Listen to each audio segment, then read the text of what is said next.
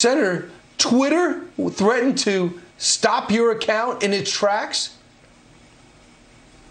Yeah, Brian, that's exactly right. I can reveal now for the first time what happened a couple weeks ago. You know, I'd come on this program a couple Mondays ago, and we talked about the rioting and the looting and the need, if necessary, to use military to back up our police where they were outnumbered by these rioters and looters and anarchists. Apparently, that didn't sit well with the Twitter thought police.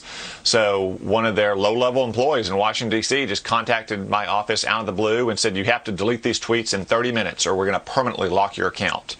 Now, we asked for an explanation of why that was. It was not really forthcoming. They cited a policy that didn't explain or apply to my situation.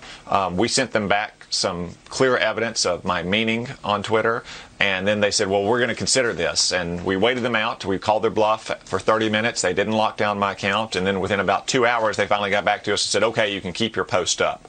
But it was a very Star Chamber-like procedure, I have to say, in which they were just calling us out of the blue, demanding that we censor my own tweets or that they would censor my entire account. You're unflappable by nature, but at one point, were you just flabbergasted by where we're at? This is more than just Tom Cotton. What is going on?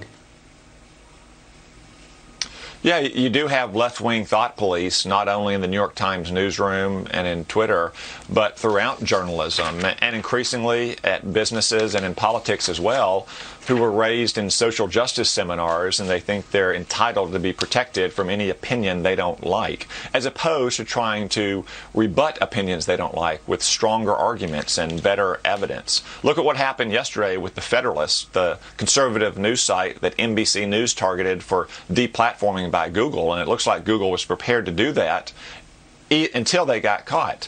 And that was about, Brian, not an article that the Federalist had published, but rather the comment section. The comment section, I would say that like most websites, the Federalist does not monitor or curate.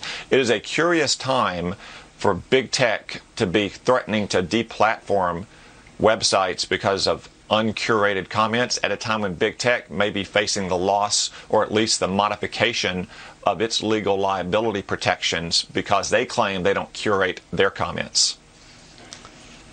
This is unbelievable, Senator. Just to expand on what you said, Google thanked NBC for pointing out that Zero Hedge and the Federalist have put stuff up that was inaccurate or dangerous and inflammatory. So they were going to, you can monetize on Google, you can sell ads to what you post. They were going to demonetize, and they still did Zero Hedge, but they backed off the Federalist. Keep in mind, comment section is people writing in, commenting on a column.